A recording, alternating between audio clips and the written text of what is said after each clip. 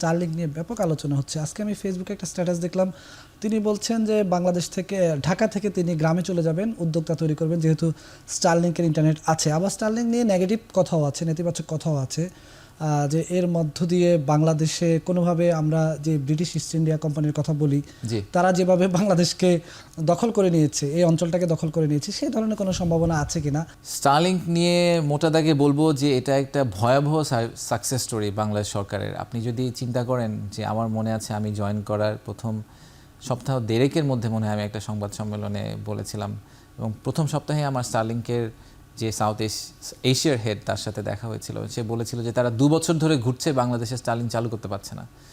তো সেখান থেকে 6 মাসের মধ্যে আমরা স্টারলিংককে ফুল লাইসেন্স দিয়ে বাংলাদেশে অ্যাক্টিভেট করে দিলাম। এবং জুলাই আন্দোলনের একটা বড় ইস্যু কিন্তু ছিল যে আমাদের ফ্রিডম অফ ইনফরমেশন এবং ইন্টারনেট কানেক্টিভিটি, সেই জায়গাটাকে যে আমরা আসলে ফাইনালি ম্যানেজ করতে পারলাম, এটার পিছনের গল্পটাকে নিয়ে একটা বই লেখা যাবে। কারণ আপনাদের কাছে আপনারা খালি বাইরে থেকে দেখছেন যে একটার পর একটা অ্যাপ্রুভাল হয়ে যাচ্ছে, লাইসেন্স পেয়ে যাচ্ছে, কিন্তু যে পরিমাণ মানুষ সরকারের ভিতরে এটা নিয়ে দৌড়াদৌড়ি করেছে, কাজ করেছে, দিনরাত খাটাখাটনি করেছে, এই সংখ্যাটা কিন্তু খুব একটা কম না। এবং যে কোঅর্ডিনেশনটা করা হয়েছে এখানে কিন্তু multiple ministries involved, BIDA involved, ICT ministry heavily involve, প্রধান উপদেষ্টার কার্যালয় ইনভলভড, অনেকে ইনভলভড। তো সবাইকে মিলে কিন্তু আমরা একসাথে কাজটা করেছি। বিটিআরসি অনেক অ্যাক্টিভ একটা রোল প্লে করেছে, আমাদের স্যাটেলাইট কর্পোরেশন ছিল, সো সাবমেরিন কেবলস ছিল। তো আমার it's a great example of how যদি সরকার আসলেই চেষ্টা করে তাহলে সরকারের পক্ষে খুব শর্ট সময়ের মধ্যে একটা কিছু করে দেখানো সম্ভব। 47,000 টাকার মতো লাগছে বলা হচ্ছে যে স্টারলিংকের একটা প্যাকেজ নেওয়ার জন্য। অনেক দাম, তো বাংলাদেশের মানুষ এফোর্ড করবে কিভাবে এটা? It's a commercial choice and decision making, right? যে আজকে আপনি যেই স্যুটটা পরছেন, আমি শিওর যে এই স্যুটটা যথেষ্ট এক্সপেন্সিভ, আমি হয়তো তার চেয়ে সস্তা একটা স্যুট পরে আছি। যার যার ক্যাপাসিটি অনুযায়ী এবং তার সাথে যে quality of service say expect করে সেই অনুযায়ী আসলে মানুষজন কনজিউম করে।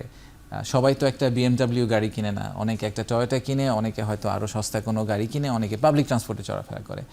তো এবং সবার রিকোয়ারমেন্টটাও ডিফারেন্ট। তো সব কিছু মিলিয়েই হয়তো ওনারা প্রাইসিং করেছেন। ওনারা একটা কমার্শিয়াল অর্গানাইজেশন, আমরা সরকার হিসাবে ওনাদের প্রাইসিং ডিকটেট করতে চাই না।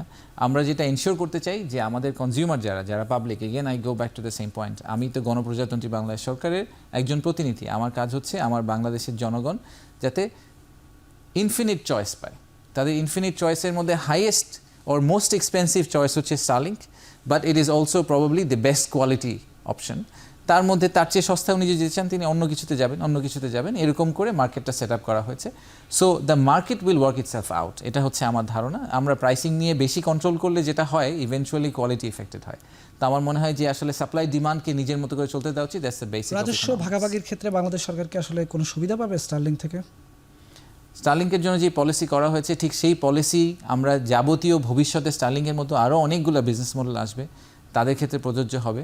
তো স্টারলিংকে আমরা একটা রাজস্ব অবশ্যই চার্জ করব। আমাদের একটা খুবই স্পেসিফিক প্রাইসিং মডেল আসলে এনডিএসও পলিসিতে গাইডলাইনের মধ্যে ইনকর্পোরেট করা হয়েছে। এটা স্টারলিংকের জন্য আলাদা করে তাদেরকে বিশেষ কোনো সুবিধা দিয়ে করা হয়নি।